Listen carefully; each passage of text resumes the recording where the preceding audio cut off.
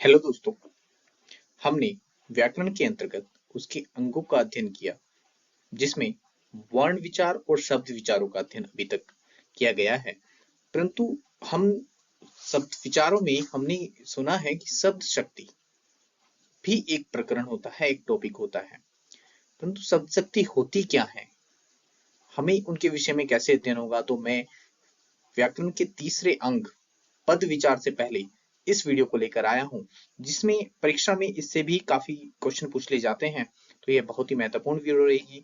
हम इसके अंतर्गत अध्ययन करेंगे अभिधा, लक्षणा, व्यंजना, ये क्या होती हैं, ये शब्द क्या है, शब्द शक्ति के अंतर्गत इनका क्या योगदान है, क्या इनको कहा जाता है, हम सब ये इस वीडियो के अंतर्गत जानेंगे।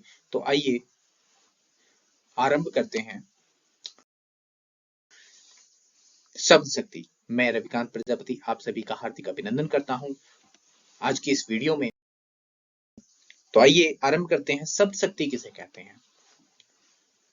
बुद्धि का वह व्यापार या क्रिया जिसके द्वारा किसी शब्द का निश्चयार्थक ज्ञान होता है, अर्थात अमुक शब्द का निश्चित अर्थ यह है।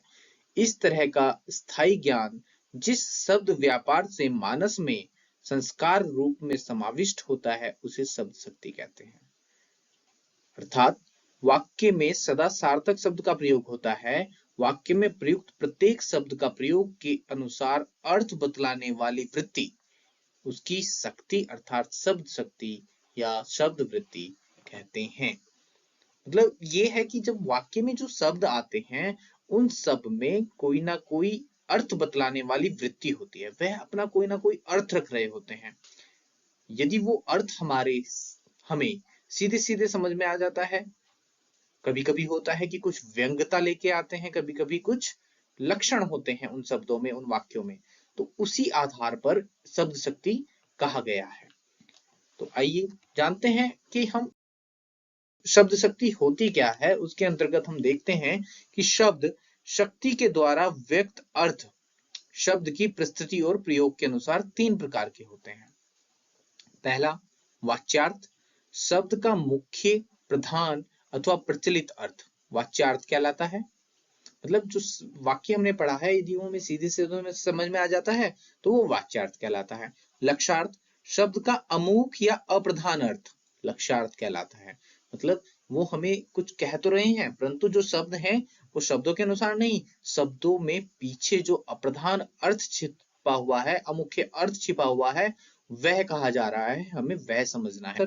तीसरा होता है व्यंग्यार्थ, देश काल एवं प्रसंग के अनुसार लगाया गया अन्यार्थ या प्रत्ययमानार्थ व्यंग्यार्थ कहलाता है।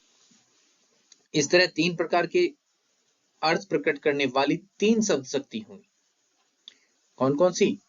विधा, लक्षणा और व्यंजना।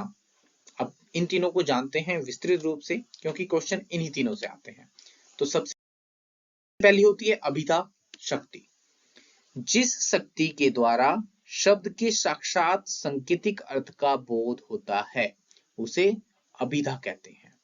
साक्षात सांकेतिक अर्थ को शब्द का मुख्यार्थ माना जाता है, अतएव शब्द के मुख्य अर्थ का बोध कराने के कारण यह मुख्य, आद्या, प्रथमा शब्द शक्ति भी कहलाती है। हम देख रहे हैं कि शब्द के साक्षात सांकेतिक अर्थ, जो वाक्य में शब्द हैं, जो हमें अर्थ उनका प्रतीत हो रहा है पढ़ लेने मात्र से ही, वह शब्द शक्ति प्रथमा शब्द शक्ति कहलाती है या आद्या या मुख्य कहलाती है। जैसे राम पुस्तक पढ़ता है तो सिर्फ हमारे समझ में आता है कि हाँ, एक राम एक व्यक्ति है जो पुस्तक पढ़ता है। दूसरा, किसान खेत पर हल जोतता है, सिर्फ हमें इस पढ़ने मात्र से समझ में आता है कि किसान खेत में हल जोतता है। बालक प्रतिदिन विद्यालय जाता है। हमें ये तीनों के तीनों वाक्य क्या हो रहे हैं? सीधे सीधे समझ में आ रहे हैं। यदि सिर्फ पढ़ने मात्र से हमें समझ में आ जाता है उसके संकेतों का, तो वह अभिधा शक्ति होती है। अभिधा शक्ति के द्वारा साक्षात सांकेतिक अर्थ ग्रहण चार प्रकार के होते हैं। वो कौन कौन से हैं? व्यक्तिवाचक संज्ञा, जातिवाचक संज्ञा, गुणवाचक विशेषण कहते हैं, और क्रियावाचक शब्द। ये सब अभिधा के अंतर्गत आते हैं। इन चार प्रकार के शब्दों के संकेत ग्रह होने से वाच्यार्थ का बोध होता है। उदाहरणार्थ, खेत में गाय चर रही थी, लाल घोड़ा सर पर दौड़ रहा था। हम यहाँ देख रहे हैं कि खेत में गाय चर रही थी। चरने में मतलब क्रिया हो रही है कि खेत में गाय चर रही है। और दूसरा, घोड़ा सरपट दौड़ रहा है। भाई घोड़ा और गाय दोनों की हमें यदि विशेषताओं को देखें तो गाय का कार्य चरना है और घोड़े का यदि हम कार्य देखें तो दौड़ना है मुख्य रूप से। और उसमें विशेषता भी दर्शाई गई है कि घोड़ा किस प्रकार का है, लाल रंग का है। तो एक विशेषण भी हमें इसमें प्रतीत हुआ है। उक्त उदाहरणों में गाय और घोड़ा जातिवाचक संज्ञा है, परंतु उनका आकार भिन्न है। चरना और दौड़ना क्रियाएं हैं। घोड़े के लिए लाल विशेषण प्रयुक्त हुआ है। इस प्रकार अभिधा शक्ति से शब्द के प्रधान अर्थ अर्थात वाच्यार्थ का ही ग्रहण होता है। हम मतलब जो चीज पढ़ रहे हैं सीधे समय में वही अर्थ प्रदान हो रहा है। तो यह क्या है, अभिधा शक्ति है। दूसरी होती है लक्षणा शक्ति। वाक्य में मुख्यार्थ का बोध होने पर रूढ़ी अथवा प्रयोजन के कारण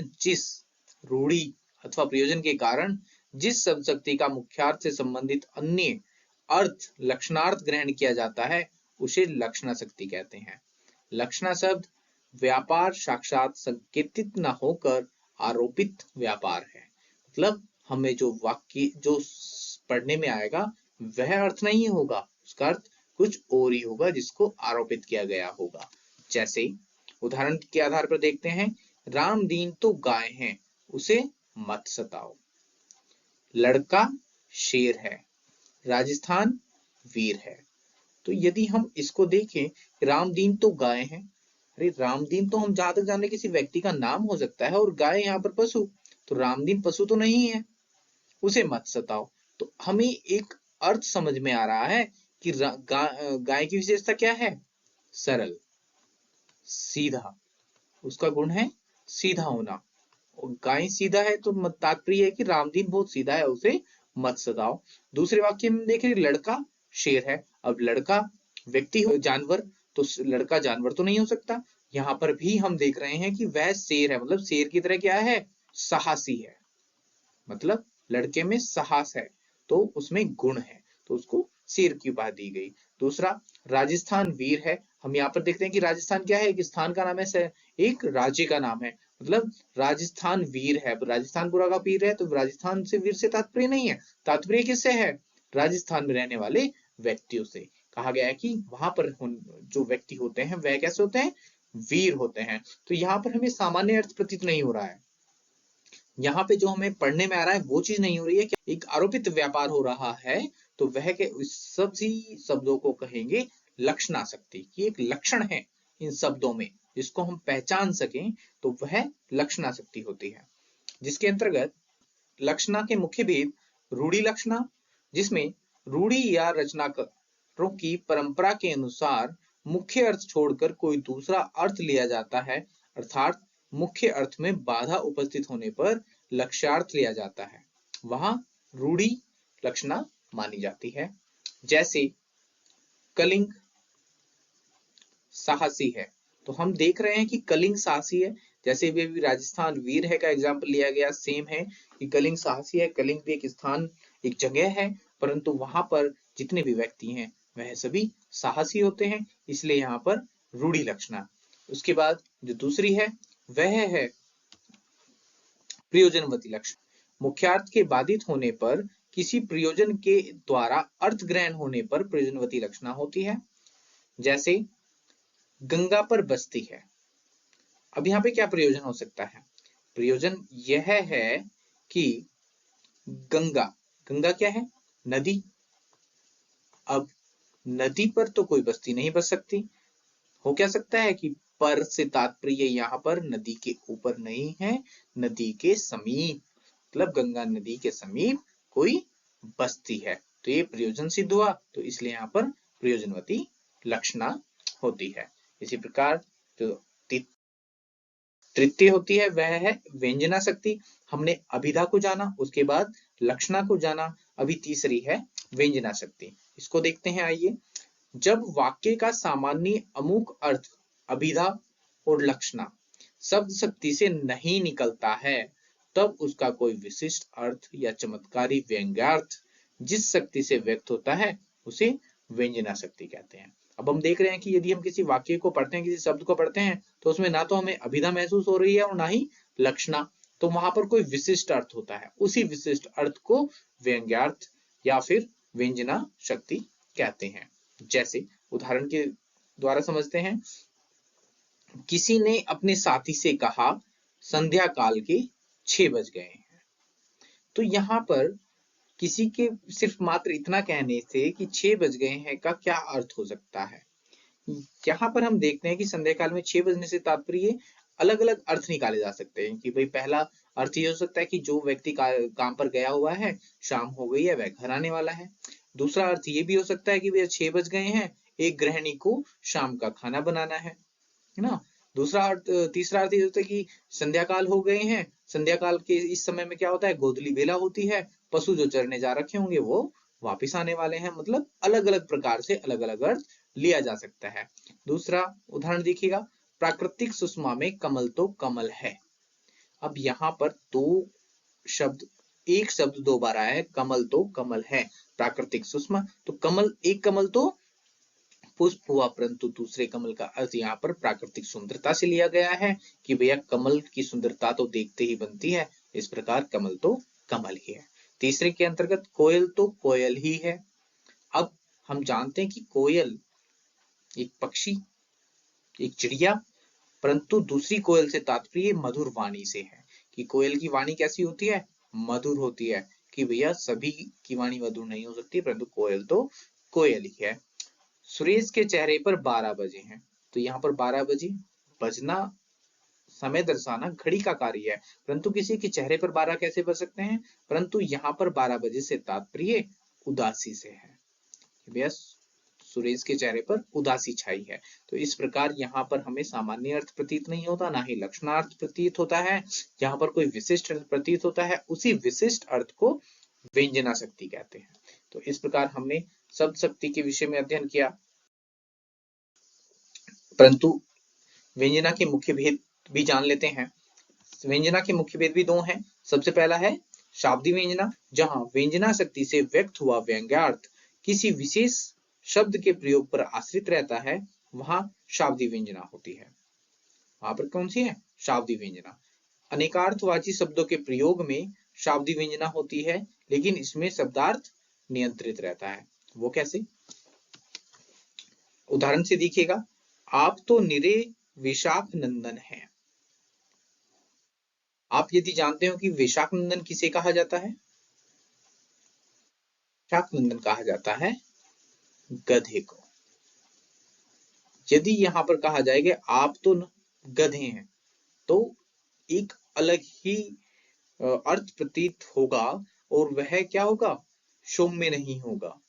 यदि किसी को व्यंजना की दृष्टि से कहना है, सीधे शब्दों में नहीं कहना है, तो व्यंजनार्थ लाना होगा और वो शब्दों में लाना होगा। तो आप तो निरे विशाख नंदन है, समझ में आएगा और वह व्यक्ति उस चीज को समझ जाएगा। दूसरा मुख्य भेद होता है अर्थी व्यंजना, जब हम अर्थ से समझ जाएं, जहां व्यंजना शब्द से व्यक्त हुआ व्यंग्यार्थ केवल अर्थ पर ही आश्रित रहता है, वहां आर्थी व्यंजना होती है। हमने देखा कि यहाँ पर जो हमारा शब्द था विशाख नंदन, वह शब्दों के माध्यम से मालूम हुआ, परंतु यहाँ पर अर्थ पर आश्रित रहना होगा। इसका एग्जाम्पल देखते हैं, जैसे सूर्य अस्त होने वाला है, वही यहाँ पर शब्दों पर नहीं जा सकते, हमें अर्थ पे जाना पड़ेगा। विशाख नंदन हम शब्द पे गए, गधे को कहा जाता है, परंतु सूर्य अस्त होने वाला है से तात्पर्य वही है कि शाम होने वाली है। यहाँ पर व्यक्ति अपने कार्य से घर आने वाला है, गृहिणी को घर का कार्य करना है, उसको घर का खाना बनाना है शाम के समय का, तो अलग अलग अर्थ लिए जा सकते हैं। तो हमने देखा है कि व्यंजना के भी 2 मुख्य भेद हुए, शाब्दिक व्यंजना और अर्थी व्यंजना, जो हमने उदाहरणों के माध्यम से अभी समझा है। तो आप लोगों ने शब्द शक्ति को भी जाना, जो 3 प्रकार की होती है, अभिधा, लक्षणा और व्यंजना, उनके मुख्य भेदों को भी जाना। तो आपका इस वीडियो को देखने के लिए बहुत बहुत आभार, धन्यवाद। यदि आप लोगों को वीडियो पसंद आई है तो प्लीज इसको लाइक और शेयर करना ना भूलें। एक बार पुनः आपका हार्दिक धन्यवाद।